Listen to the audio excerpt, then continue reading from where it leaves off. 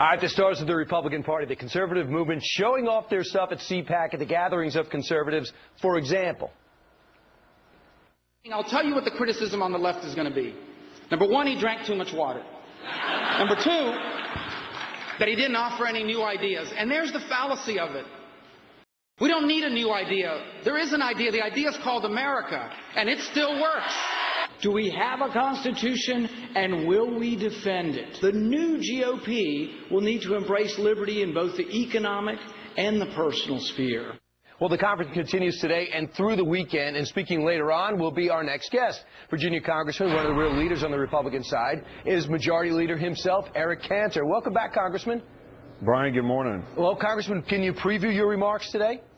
Sure, we're really excited to be going to CPAC because we're going to be talking about a message of opportunity. You know, the Republican Party, the conservative movement has always been about individual empowerment, about saying that it really does come to freedom, and it comes to a limited government and empowering individuals to reach for the future.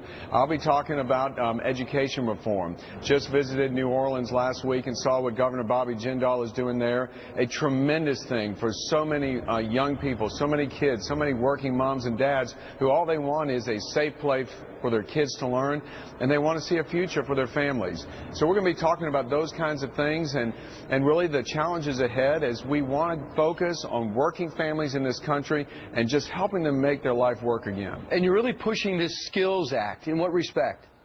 Well, we've got a vote on the floor today. It's a Skills Act, and what it is frankly good government, but it's saying, hey, we've got 50 different federal government programs aimed at workforce training. We don't need that many programs. What we need to do is focus on helping people who are out of work, getting them trained so they can get back into the workforce. So what this does is just get rid of the bureaucracy, cuts the red tape, and says to working people, we want to help you, and it is a suggestion from the General Accounting Office here in Washington to get rid of the waste and to go right towards the mission of the program. You're splitting the screen right now with the maze that the average worker has to go through to get to the right job for them and to find out about the. Now we see, if you get your way, how we could streamline that process and make it easier to get the job you deserve.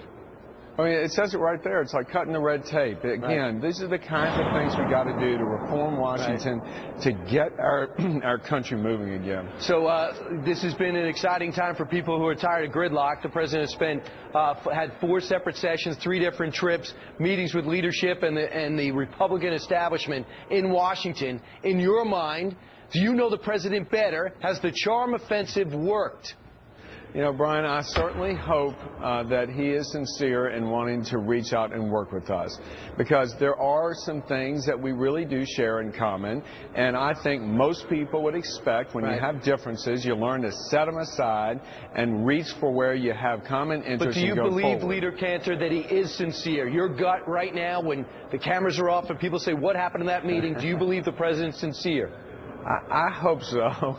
I really do. I don't know what is inside his head and what he's thinking. I hope so, Brian, because there are a lot of things we need to do. The House has acted twice to put a measure across the floor to try and begin to solve the situation of the sequester, to go towards a balanced budget. Many of the things we're talking about are in the president's own plans and his proposals. So if we know we disagree on raising taxes because the president says that needs to happen first and he wants to hold all other things hostage, we don't think that that's a smart thing to do. So let's at least go to where we can work together and have some agreement. Right. So let's see if there is. We'll find out soon. You guys will get into conference with the Senate. Maybe we'll hammer something out by Easter. Who knows? Leader Cantor, good luck in your speech today. We'll carry the highlights on Fox and Friends tomorrow. I know Allie, and she's on the show, so I'm going to put a good word in for you. Okay, Brian. Thank you. All right, Leader Cantor, thanks. Meanwhile, coming up straight ahead, Hallie